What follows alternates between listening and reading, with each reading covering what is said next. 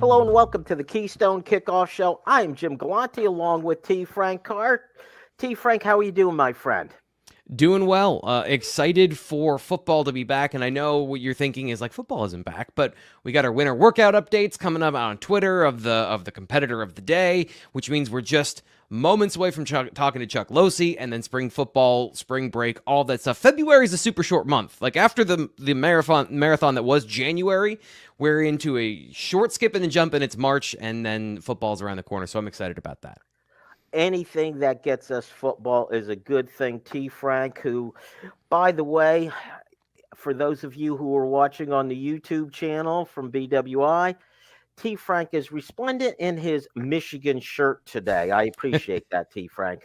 Yes, the number one most controversial thing on this show is not something I've said, anything that our hosts have said before. It is just this shirt, color combinations in sports. I got to remember, it's like one step away from a gang where it's like, you're not wearing my colors. It's like, this is my going out flannel. This is the one I look best in. So that's why I wear it on screen. I want to look good. It's a very good look, T. Frank. I'll put on some khakis next week. How about that? Make it just really start to like turn the screws on people. And the ball cap. Well, it's Yes. either that or go to your, what is it, scarlet and gray flannel shirt. So I have a bunch of Utah stuff I don't wear on camera out of respect for Penn State fans who would lose their minds if I did that. But, my wife being from Utah and going to Utah, like, I try to be a supporting husband. I'm gonna start wearing that. Like, if we're doing this for just flannels, I'm just whatever. I'm just gonna wear whatever. Well, let me get this straight. You're okay with wearing Michigan colors, but Utah, you're not.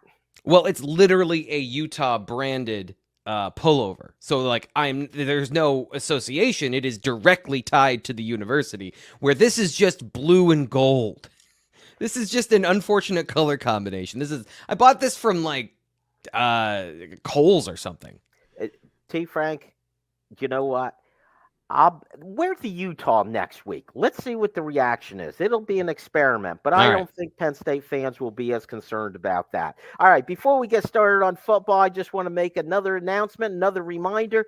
Next Monday, February 12th, we are going to be doing a live remote from Cafe 210 in downtown State College, something we're really looking forward to. We are working with the new group at Penn State called Teammates for Life. It was begun by Shar Marek Curtis, legendary field hockey coach at Penn State.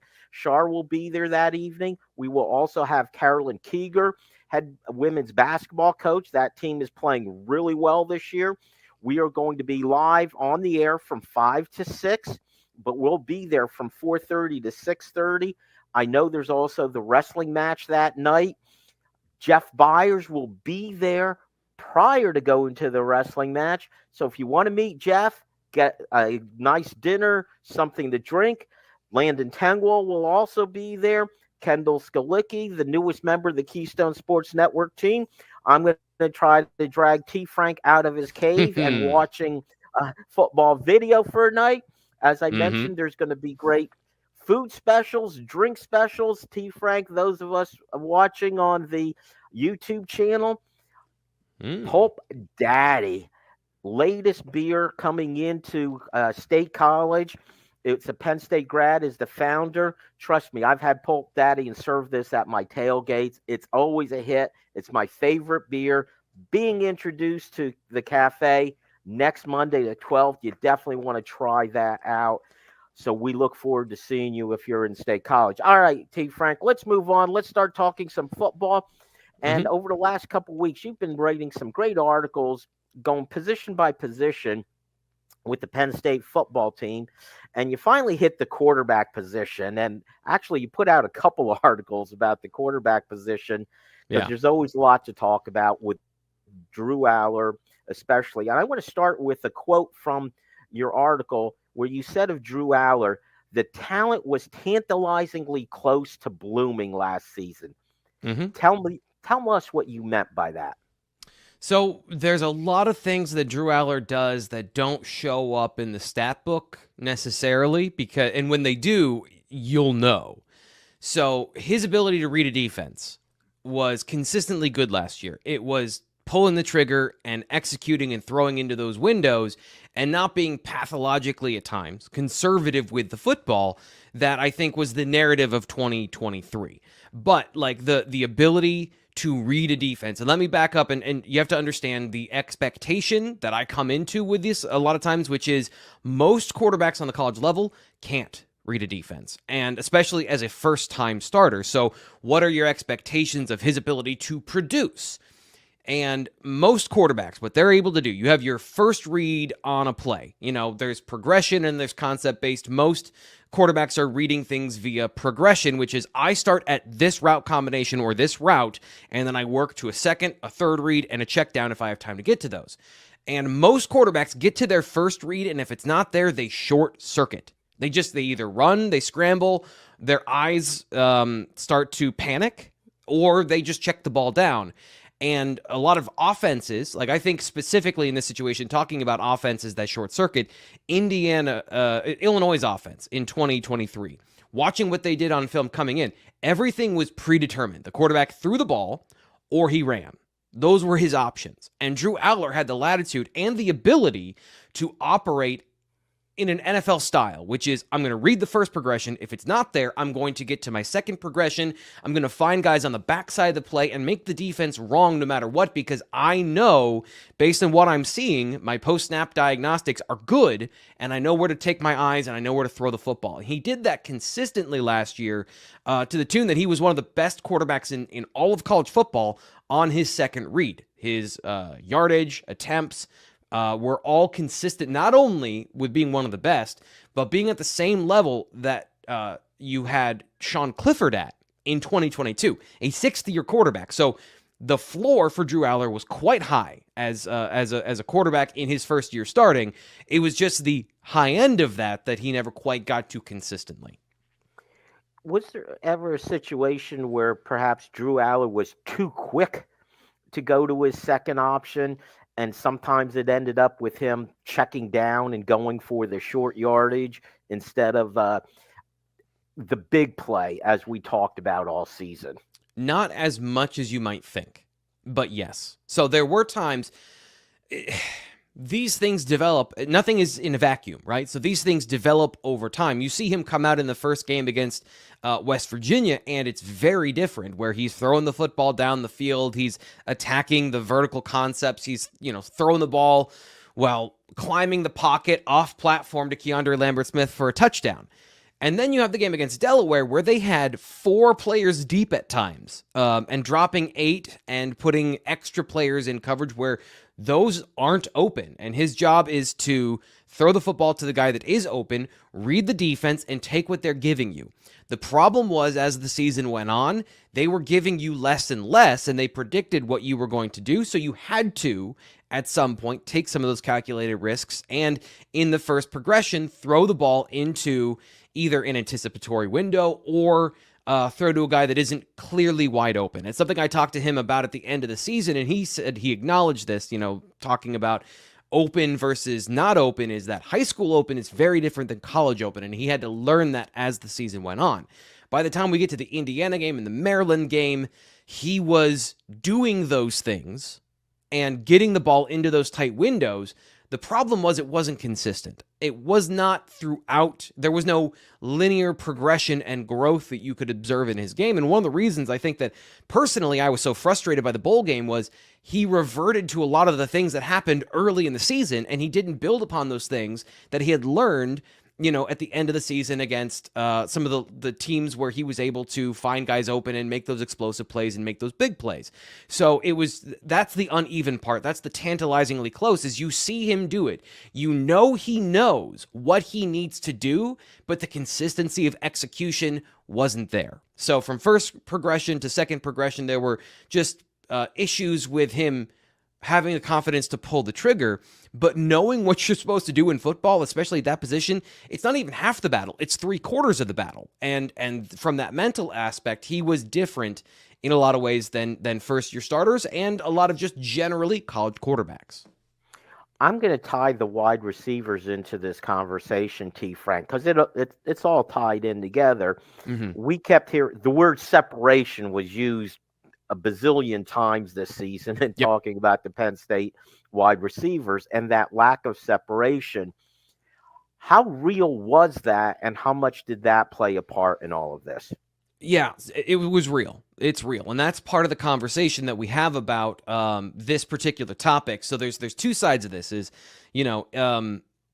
is the first read a clear picture, and does he have to fix the situation by being special? There were times where yes, that was the case. There were also times, and quarterbacks aren't perfect, that he missed some of those reads, but the picture wasn't clear and consistent for him throughout the season. And you worry about developing bad habits. You worry about doing things that aren't part of the linear growth story of a quarterback getting better at this over time. And that is, I don't want to say it stunted his growth, but it did. You can develop bad habits. And I looked at, the first read and the second read, and how all of those things broke down for him. Looking at the number of yards he had and the touchdowns and the efficiency on the first read, that's the area where Andy Kotelnicki can make a major improvement for Drew Allar. Is just give him a clear picture on the first read. Don't make him work so hard in the pure drop back progression game as opposed to, the RPO or some of the other augmentations in the passing game. When you have pure drop back passing, make that first read a little bit easier, because the best quarterbacks in the country, they feast off open reads on their first read, and then they get to those second reads and they're still good. You're never as good going to your second read as you are just throwing to the open player that is either schemed open or got open. And there was a lot of, all three parties in this situation were guilty for not being cohesive in getting that particular part of the puzzle solved throughout the season.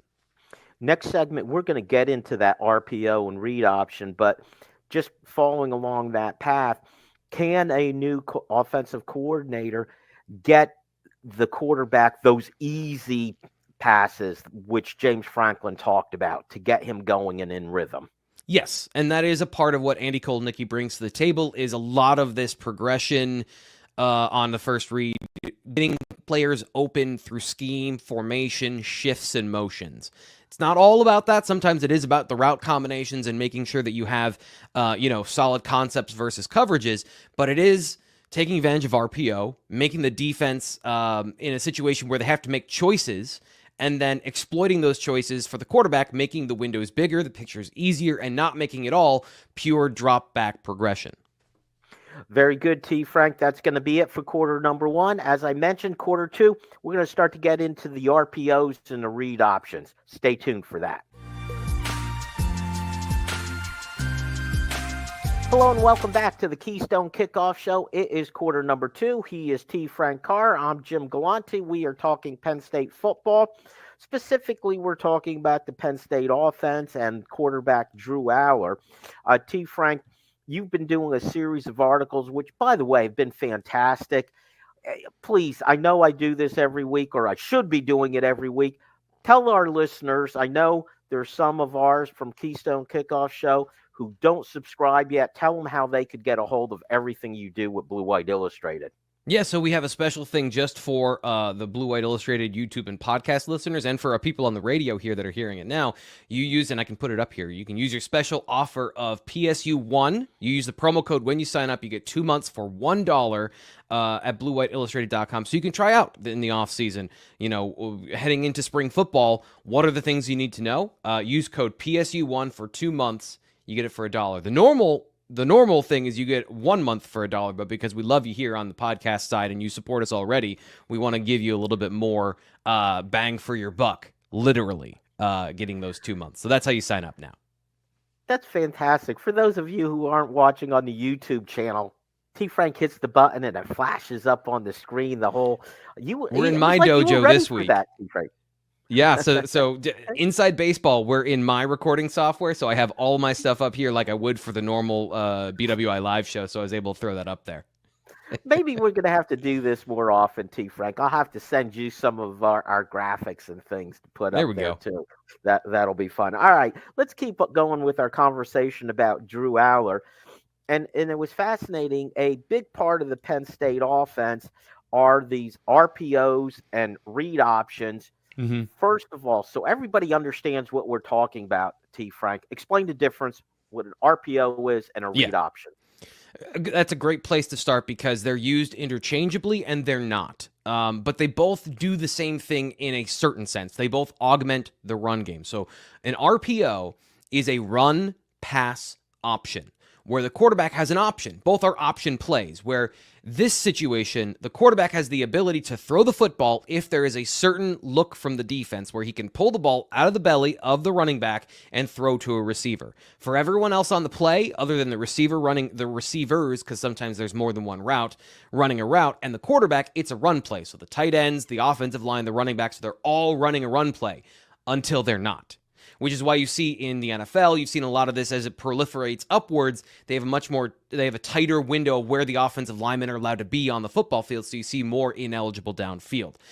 And a read option is a run augmentation that is a run play with an option for the quarterback to run, which means he's reading one of the players, typically the end man on the line of scrimmage, a defensive end, and what that player does dictates who keeps the football in that same mesh point. So they look the same, and that's part of the point, but they do very different things. And if you're applying this to Drew Allar, RPOs equal Drew Allar. Read option equals Bo Prabula more often than not. And for those who have been listening to our show, they know my feeling on the read option with Drew Allar. Right. There's no option if he's never going to keep it. Yeah. So I don't understand why they stuck with that for so long, T. Frank. But just to also understand, sometimes with that read option, it can be set up where the quarterback does have an additional option if he pulls it out from the running back, where he could still throw the ball, correct? Yeah, you have essentially two tags on the same play where there's an RPO and a read option. Or another way to think of this is it's a triple option. It's old school triple option football where the quarterback can then throw the ball to a receiver or pitch it out to somebody else in the flat, some other option where the quarterback can get rid of the football before he crosses the line of scrimmage. So there is this, I think what old school fans don't realize is this is a resurgence of yesteryear football where you're trying to eliminate as many variables in the passing game as possible and, kind of a throwback to a lot of what you used to be in college football. And that's a lot of what Andy Kotelnicki did last year with his offense and some of the things he did to try and spark explosive plays and putting defenders in conflict. So we are going to continue seeing RPO and read options with Andy Kotelnicki, do you think? So that is the biggest question. Looking at their offense last year, what is coming to Penn State? Because I would say last year's offense doesn't fit Drew Allar. There are elements of it, and I've watched Buffalo film, and this is why it was important to me when I first was getting a read of Andy Kotelnicki to go all the way back to Buffalo and some of the players they had there who were not as mobile, not as athletic as the guys that he had on that Kansas roster. So there is, the RPO is coming. RPO football is going to be a part of what Andy Kotelnicki does, and I think maybe more effectively than what they had under Mike Yurcich, where some of the RPOs were perfunctory. They were addendums to the play. They weren't as, I think, a big a part of the actual passing game as they will be with Kotelnicki. Read option is a part of it, but how much is he going to see what happened last year and go, okay, Drew's not comfortable doing that. Either we need to teach him the confidence or we need to augment this to take that out and still keep the advantage that the offense has from having those elements. They have to find, that's a fine needle to thread. And then you throw on top of that, Bo Prabula is the backup quarterback. James Franklin has been adamant that he's going to be a part of the offense. So how do you craft an offense that satisfies all of those briefs? Mike Yurcich, and I also don't think this is necessarily his fault. That's hard to do. And he didn't have a consistent wide receiver core to augment the passing game and make everything better. So Kotelnicki, he's the next one up to see if his creativity can spark something in this offense to make all of that gel. But TBD, I genuinely have watched the film everywhere. I don't know what he's specifically going to try and do. And I don't think anyone else does, because that's the whole point of what he is about, Andy Kotelnicki, is tailoring the offense and putting guys in the best position to succeed, not my system, my way. Well, T. Frank, it's pretty easy for me to look at the read option where the quarterback's option is either to give it to the running back or keep it himself. as you pointed out, that's Bo Prabula. That's not Drew Allar. That's pretty simple for a fan to look at and see. But now the RPO is typically designed to simplify things for the quarterback. They make one read, decide whether to give it to the running back or make the throw. Mm-hmm. So how was Drew Allar at that part of it? And if he struggled, why was he struggling with it? So he was, I don't want to say he was bad, and this is kind of the point, is I don't think there was a ton of pure RPO football in this offense last year, despite the fact that they had a lot of RPOs. So I guess what I mean is, from what I see from Andy Kotelnicki, the RPO is downfield more than it was with Mike Yurcich, where you have, there's different levels to the defense. The third level, safeties; second level, linebackers, corners, underneath defenders who are playing 4 to 9 yards off the line of scrimmage. Then you have the first level of defense, which is the line of scrimmage behind the line of scrimmage. Penn State's offense was screen heavy in the RPO sense, where there was a lot of RPOs of, if you've got the numbers out into the field, you throw the screen. If not, you give it to the running back. Andy Kotelnicki's more aggressive with this. This is more of what you see from maybe Steve Sarkisian, where we're going to have an RPO, but we're going to run a post. So the receiver has to be fast enough to get down the field. We have to have enough of a threat in the run game that the will linebacker steps up. We create that void. We create an easier window for the quarterback. This is also where the running game pairs with the RPO, and using some of the zone concepts we've seen recently to stretch the field horizontally is another part of what he's bringing to the table. So it's going to be different. I don't think that Drew was bad at reading this. Some of the pure RPOs that they had against Ohio State, he did a good job. But for the most part, I guess the point I've always felt about this offense under Mike Yurcich is, okay, so he's got to read if it's a screen. He's got to read if he's going to give. He's got to read if he's going to keep. As much as these are all simple reads, when you stack them on top of one another, it becomes a workload in itself of, I've got to make the right decision in a split second on every single play, even the ones that are supposed to simplify things for me. And going back to 2021 and some of the stuff they were doing with Jahan Dotson and trying to get the run game going that way, this is all on the quarterback's plate. So what's too much? What becomes a burden instead of a support system? And Andy Kotelnicki, the way I've heard him describe it, it's all try to be same as teaching, where we're going to have different plays and maybe all of our RPOs work the same way, where you're reading one thing instead of having to read numbers, read coverage, et cetera, et cetera. So, it's evolved from what it was originally into this really complex and intricate decision-making process that, as much as it is simple, I just think the burden of too much of it can also weigh on the quarterback, which we saw, like eliminating some of those things, as Allar just never made the decision to keep. So you're not making a good decision even when you're trying to make an easy decision. Let's talk about, you hit on the idea that with Andy Kotelnicki, there may be more deep balls as part of the RPO. Yeah. That's got to excite Penn State fans who said, we didn't see the big plays. But as you always say, nothing happens in a vacuum. Everything ties into this. Yep. So what about the wide receiver position? Is this going to be easier for them, more difficult, or are we going to say again, boy, they can't get separation? So this is one of the areas where it is, we talked about first progression reads.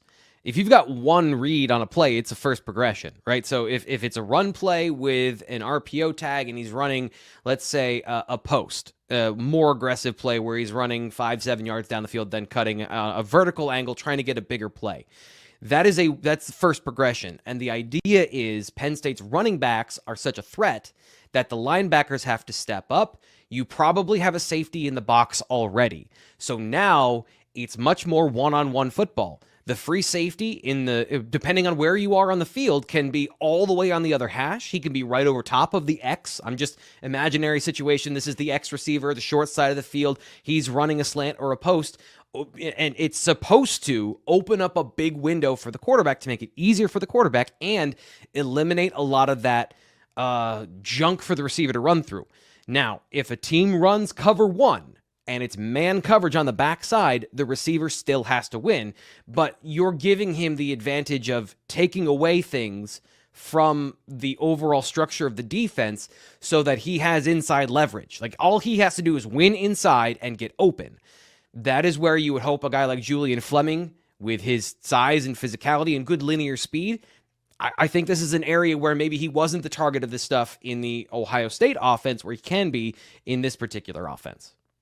You beat me to the punch. I was going to ask you about, Julian Fleming and would he make a difference?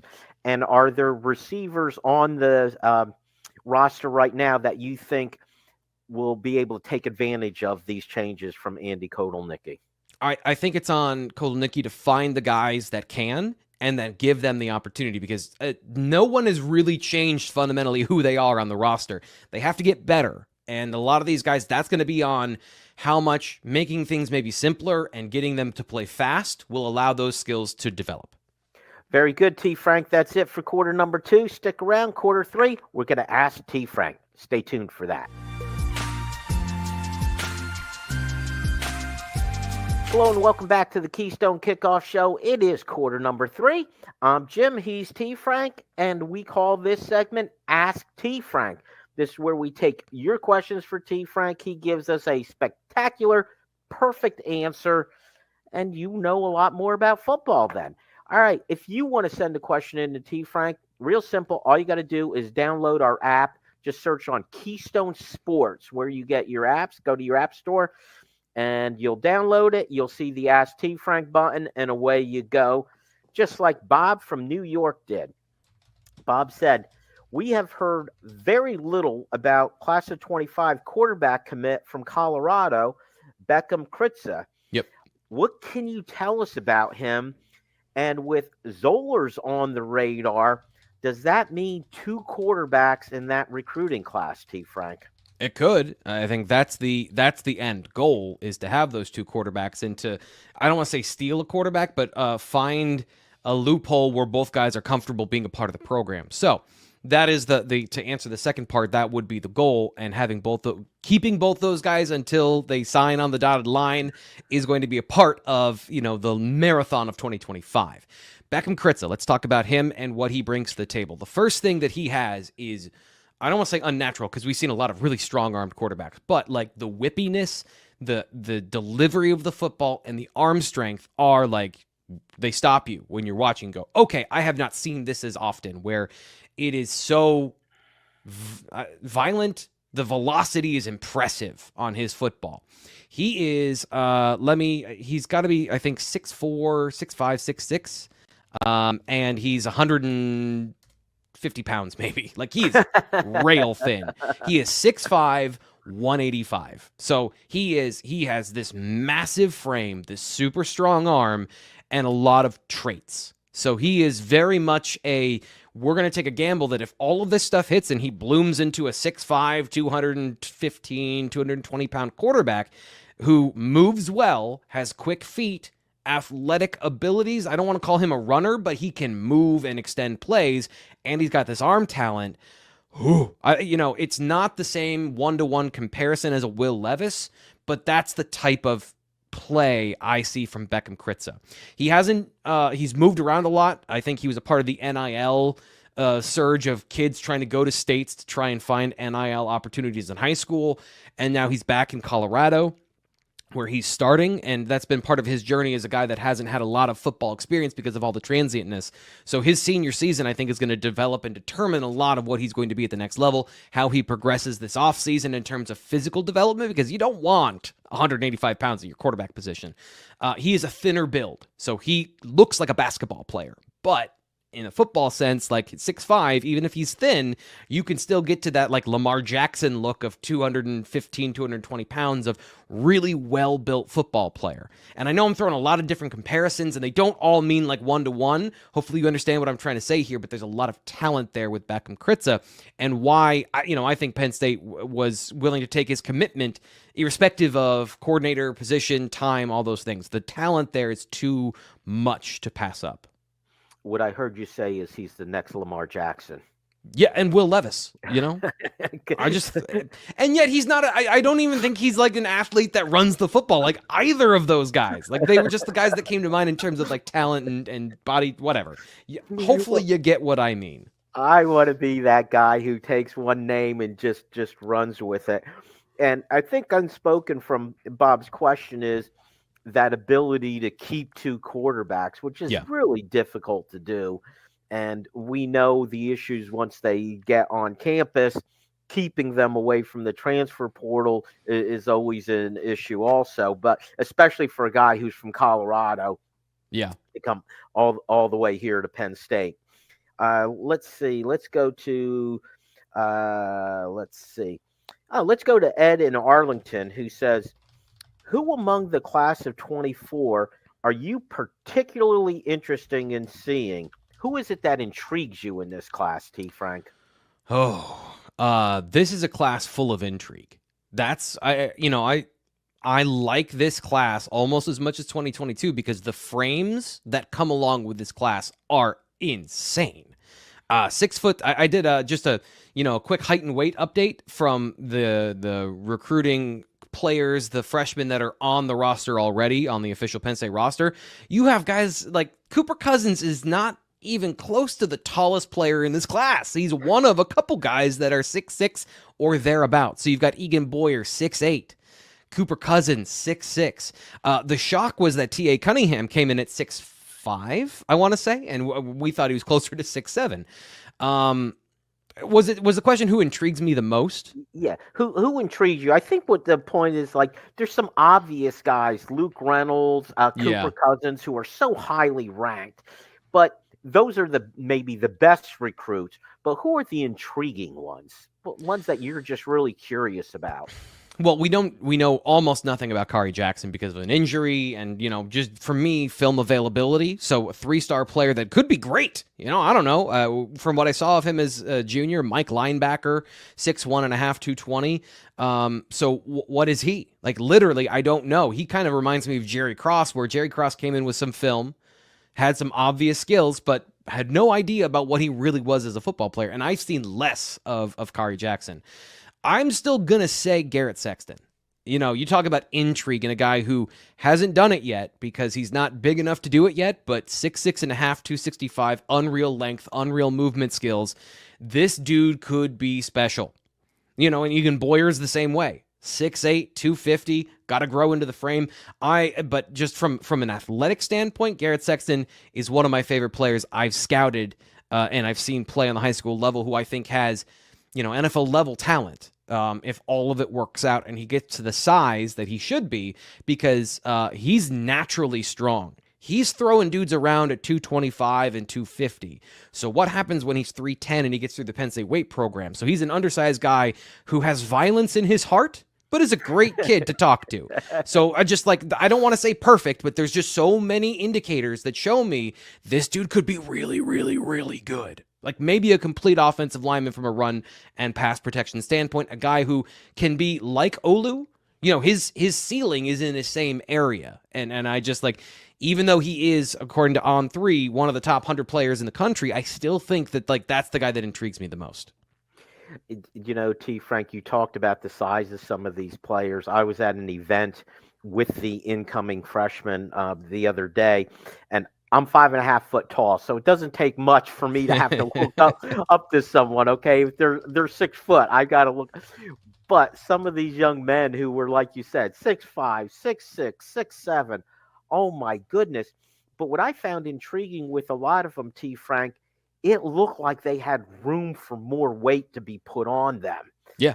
Yep. Even the biggest ones that they carried it well. There was nobody who was, what I'll say, sloppy or whatever, that, they've got the baby fat. There wasn't much of that to be seen. Yeah. Okay, let's move on. Let's go to Walt in South Williamsport, who says, based on what you've seen from Tom Allen, T. Frank, how do you think this defense will look different? It'll be simpler up front and more complex looking in the secondary. That is what I think he'll do based on what he did at Indiana and what he said in his introductory press conference that he believes in. So this is important too, of the context of what these people are saying as opposed to just what's on film. Because the question that I keep getting that's an offshoot of this as well. What's he going to do when he has more talent? Is he going to play more man coverage? Is he going to be more aggressive with his corners? The corners have to be great either way. They have to have instincts. They have to drive on the football. They have to be really, really good at football, but good maybe in different ways. And that's where I think if Penn State fans want more Manny Diaz, it's going to be different, but it might result in more interceptions and less tackles for loss and sacks. Generally, things are simpler up front. There's some Brent Pry to this of we're going to do a run slant to try and beat zone pressure, but we're not going to do a run slant with a twist and then have the linebackers cross, and then we're going to get somebody open in the A gap because we just did. And I made a bunch of crazy hand motions, but when you break it down, it all makes sense that everyone's hitting their gap. But there's much more of I'm in the A gap, and I'm in the A gap from this defense. Instead of I'm in the A gap, but look over here, and suddenly I'm in the C gap. There's less of that. On the back end, there is like, hey, we're going to run cover 2. Psych, this is cover 3 cloud. Or, hey, we're going to run cover 4. No, just kidding. We're going to invert to cover 1, and we're going to take our safety from all the way over here and play him in the flat on this side, trying to get you, based on what you do on offense, to throw us the football. So if we know that you like to run deep crossers, there's going to be a guy waiting to jump a deep crosser on the other side of the football field. So trying to anticipate and attack and change, and as Tom Allen said, change the picture post-snap, change the windows post-snap so that the quarterback makes a mistake. Because going all the way back to what we talked about in the first segment, most quarterbacks aren't good. Most quarterbacks aren't going to diagnose in time what's happening, and they're going to throw the ball to the other team. At Penn State, the goal here for Tom Allen is to have enough pressure so that these decisions are sped up more than they were at Indiana, where suddenly not only is the picture changing, but now I have to make a decision. Like, there is no time for me to sit back there because even if you blitz, even if you don't blitz, we're getting home and you're not going to have a comfortable pocket. And then those athletes to make those special plays and break in coverage. That, I think, is the goal of Tom Allen's defense, not necessarily to change it all that much. But like Andy Kotelnicki, I don't know. These are my best assumptions. He could get here and say, you know what? We're going to increase our cover 1 man coverage usage from 20% to 25%. And that would make a marked difference on film. You would see more of it, but it wouldn't be a flip, I don't think, to Diaz, who was running at almost 30% of the time. How much of an adjustment is it for players on defense to go to a new coordinator? And I realize it depends on how much is being changed, how much is being brought in. But just in the natural scheme of things, changing coordinators, changing things up, how much adjustment time do they need as players? It varies from player to player. That is where you get into that intrinsic talent of it's in the same idea of body control where you asked me to do something different in 2 reps. I know now how to feel that, and it's different, and it's fine. Then there are people who need a lot of time to rep things out and make it muscle memory. So let's just take one example from Manny Diaz where against pulling plays, especially counters, they'd have defensive ends crash into the backfield and trap the running back by pinning the puller like in the A gap over top of the center. A lot of teams will just slow play that and spill it where you come down the line of scrimmage. So now you need to not make a mistake and run upfield. Everyone is expecting you to slide and close that off, and suddenly you're in the backfield because your muscle memory took you to the wrong spot. So just as long as it takes to fix that, I guess. All right, very good, T. Frank. That is it for quarter number 3. And Ask T. Frank. When we come back, I'm going to ask T. Frank about Matt Zollers' potential next Penn State quarterback. Stay tuned for that. Hello and welcome back to the Keystone Kickoff Show. I'm Jim. He's T. Frank. We're talking Penn State football. T. Frank, other than quarter 3, when we talked Ask T. Frank, quarter 1 and 2, we were talking about quarterbacking. We were talking about current Penn State quarterback Drew Allar and everything surrounding him. Let's talk about a potential future Penn State quarterback, and that is Matt Zollers. Mm-hmm. He is a Pennsylvania quarterback, and you talked about him. Let's hear from you about him. 6'3", 205, from down in suburban Philadelphia, outside of Philadelphia, I think Springford High School. Yeah. Is he just another one of these quarterbacks that follows in the footsteps of Drew Allar and Ethan Grunkmeyer, who blow up as they reach their senior year of high school.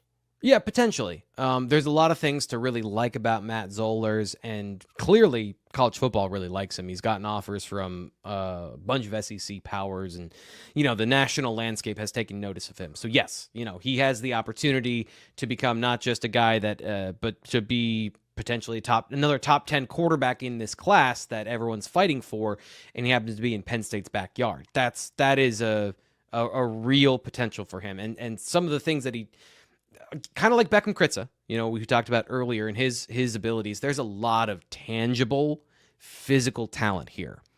Zollers is athletic. He's fast. He's explosive. I think he's elusive in a good way. I wouldn't say he's not dynamic in a way that, like a Saquon Barkley or somebody who's super elusive, but he's super athletic and can make guys miss. And he's got a really good throwing motion. So he's not a Brad Mandler product to my knowledge. I don't think he is. He's, from Philadelphia, not from Ohio. But has a similar throwing style, has that rotational throwing style, so he can throw from a lot of tight windows in the pocket. He can throw off platform. He can throw with his feet not on the ground and be accurate. There's not a lot on film that makes me think he has accuracy issues. And this is the conversation we need to have here quickly before we move on, is that I'm scouting at this point, when they commit to Penn State, I dive into the full tape that I can find. I give you the inconsistencies. I give you the full picture.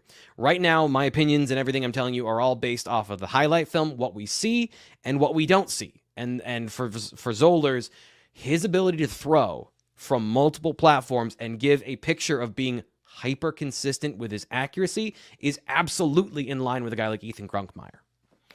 You mentioned that throwing off platform and even throwing without his feet on the ground. I don't think you want him doing that a lot, though. No, you definitely don't. But the fact that and it's twice, like on film, it's twice, and he does it correctly twice. So from a technical standpoint of, even if he's off the ground, he's still bringing it. And I'm not an expert on these things, but I've talked to people that know and have explained it to me and try to on film see the same thing. And he still keeps a consistent mechanical throwing motion in all of these situations, which is the point. And that's the hard part. That's the secret sauce of, do you have the ability to, no matter the situation, keep your mechanics the same? That's an athletic trait. That's the ability. We talk about body control and all those things, that you can feel it. You know which muscles to move and how to do it consistently each time. And I see that in Zollers quite a bit. So you really like that from Zollers. The other quote that you had where you said he can run, but he could also scramble. Yep. I like hearing that. That reminds me, I think of Trace McSorley, who I thought he was a capable runner.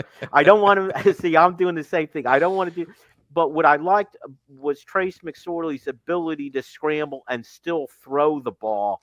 Yeah. I feel like that's where big plays happen in college football. Yeah, so somebody else said, "Oh yeah, here's another Trace McSorley clone." I think as Penn State fans, we do need to have a moratorium on comparisons to Trace McSorley, because here's the thing: if you're 6'3" and you've got a good arm, that's no longer a comparison to Trace McSorley, because part of McSorley's characteristics were defined by his limitations and his ability to maximize those. So if you have a player that has more abilities and can maximize those, you are now in a different class of quarterback. So, I know I'm the person that compared somebody to Lamar Jackson and Will Levis that couldn't run necessarily the same way. I did. But I from the Penn State perspective, let's take a break. And I know Bo Perbula makes this hard, because even James Franklin makes these comparisons.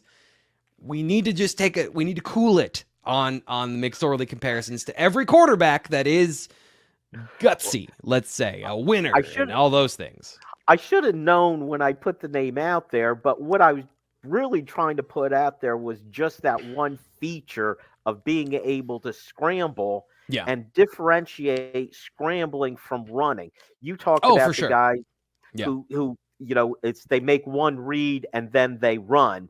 And I think so many big plays happen in college football when you have a quarterback with the mobility and the intuition to move around in the pocket, scramble. That's when guys break open and get open deep. Like you mentioned the West Virginia game where Drew Allar made the long throw. and it was from scrambling that created that play. Yeah, and by the way, I'm not. The reason I said that is because I've had several people in several different platforms say, "Hey, Trace McSorley," and I'm like, "No, no, that's why I know you're exactly right. What you're saying and your comparison and your specific traits evaluation is spot on. Of Trace McSorley could extend the play and kept his eyes downfield, and that's another thing you see on tape from Zollers and the way I like the way he operates the offense. So that's something that you're spot on about. And this is another potential player that can bring that level of playmaking to the position that Penn State is starting to get on a run with quarterbacks that have these abilities to throw with accuracy, precision, and really what's left then is the decision making and the discernment of, am I passing up my first read to go get that big play, or am I playing within the confines of the offense and the first read wasn't there, so I need to scramble and give them the opportunity to get open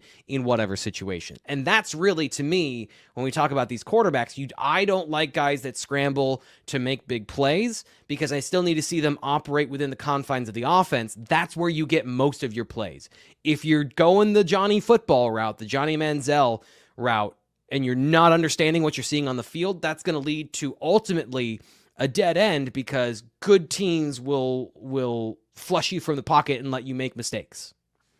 You brought up another feature when talking about Matt Zollers that I think is also pretty important for a quarterback. You talked about his abilities when he's under pressure, and it sounds like he does a good job, which reminds me of another quarterback. No, I'm not going to not going to do that. But I do think it's important to you, Frank, because the nature of playing quarterback is you are going to be under pressure, and the ability when things break down on the offensive line and still being able to make a play. So tell us about that feature from Matt Zollers. So we kind of covered a lot of it because it is the impetus of scrambling, right? So the signal for a quarterback to scramble is pressure or coverage. And, there's a lot of, he's on a high school team, either guys are blitzing him because he's a quarterback that can throw the ball, and so you can't let your defense just hang out in a simple coverage for him to read, or you think you have an advantage up front. So he's under free runners and pressure up the middle quite a bit, and he has a good ability to make players miss in the pocket, and you project strength and development, allowing him to do that at the next level as well against better athletes. You don't want to rely on that because eventually you'll run up against a dude at Ohio State, Michigan, USC, Washington, Oregon, somewhere. You're going to run up against a freak defensive end that's faster than you. But you like the building blocks of a guy who can manipulate the pocket. He can, that little deke that you do in the pocket to sidestep a guy, he runs by you, then you get out of the pocket. Like those instincts and those abilities to slough off pressure are there. So then it becomes, again, about projecting that talent to the next level. And you like the fact that when that happens, he breaks contain and then gets his eyes downfield, and he has an awareness of where his players are supposed to be, and then gets the ball to them. There's just the one area I would say, based on, again, this is just his highlight tape and something I want to see going forward if he does commit to Penn State, or if we get to the point where it's serious and I dig into the full film, how does he read the defense? Because a lot of his highlights are, my receiver runs straight down the field, blows by a zone coverage that shouldn't work, but this is high school, so I just toss the ball 50 yards and he gets a touchdown. There's a lot of those plays, a lot of these extended and broken plays. There's not as many plays of him reading a complex coverage. And by complex, for his level, I mean a zone coverage of any kind, and then hitting that player in stride in a window. There is evidence of it. It is on film, but it's on the back half of the highlight tape. And that's just one of those critiques of, like, maybe move this one up because I want to see you operate, hit zones, and even if it's not a touchdown, after the fifth time I've seen you shred a defense with your physical skills, I want to see something different. I want to see you beat them differently, and that's an area where he showed it, but it's just less consistent on his film. So what is that like? How does he read a defense? Because that's the next aspect of what is his curve to the next level. What are some of the things from a mental aspect that we need to look for with Zollers? We have a couple minutes left. Let's shift gears, T. Frank. Penn State got a new commitment this week, Alex Tash, a linebacker. Tell us about Alex. I think he's a Mike linebacker. So I know we've talked a lot about Sam, Mike, Will. Where do these guys fit? Penn State recruits, essentially, in my mind, two kinds of linebackers. Guys that are going to play Will eventually, or guys that should probably play Mike. And Sam, you start out at that Sam position, you develop physically, and then you're ready to play in the box. And then you're a Will with all that athleticism, size, and speed. Tash is 6'3", 215 already. And from a Penn State perspective, from a Micah Parsons to Tony Rojas recruitment timeline, Tash doesn't have those athletic skills. But he's a good mover. He's athletic. He's fluid. I don't know that he's explosive and hyper fast, but I could see an area where he develops physically and he gets faster and plays that Mike linebacker position, which is much more between the tackles, much more contained of I need to take on blocks, I need to attack downhill, and then I play in my zone coverages and I'm a quarterback spy. I think he can operate that role very well. There's an avenue where he could play well. Guys develop differently, and sometimes physical development and some of those things from even a mental standpoint can make you play slower if you've been trained that I'm going to read, and then I'm going to react and fill, instead of like read and then react. There's a couple of different factors here that make him look to me a little bit slower, a little less explosive than some of the guys they've recruited, but I can also see where a lot of that, when we get testing numbers on him, could all be a mirage in a certain sense. So a good football player that has a lot of room to grow, and I think a good add to the class of 2025. Very good, T. Frank. That is going to have to be it. Thank you all for checking in with us. Make sure you join us again next time on the Keystone Kickoff Show. Maybe next time T. Frank will have on his Buckeye shirt. We'll have to see.